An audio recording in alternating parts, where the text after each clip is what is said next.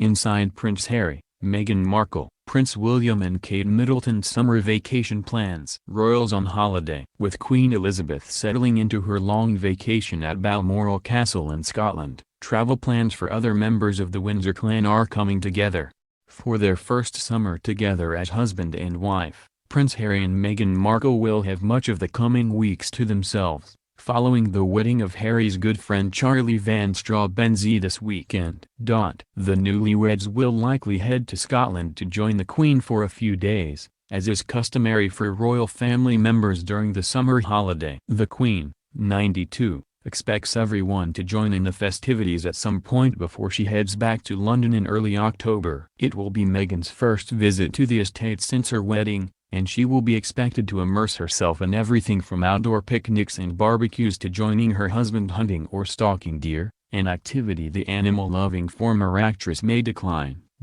In Scotland, the rhythm of daily life is very different. Long walks in the heather amid the nibbling midges are also likely to be on the vacation to-do list, while inside the castle there are traditional parties and dances.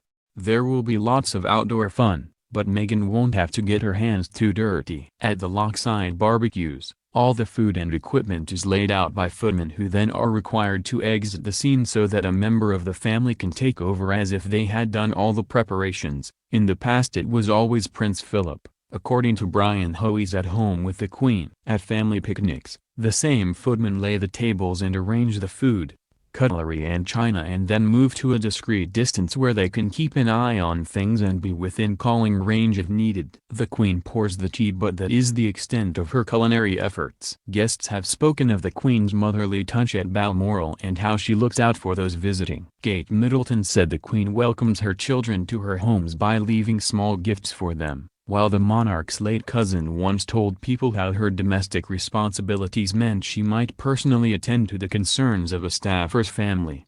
Sometimes there are unwanted guests in the drafty castle. A footman who was interviewed for Hoey's book said that they would have to fetch a net so the Queen could personally catch bats that had flown in and then release them. She was very strict about them not being harmed. Of course, the next day they would all come back again and we would go through the same routine. I think she enjoyed it, the source told Hoey. Despite the relaxed atmosphere, the business of monarchy is never too far away. While the Queen has to keep up with the correspondence and official legal and government paperwork that arrives in red leather boxes, her grandson Prince William once used a late summer vacation in Scotland to prepare for a new role.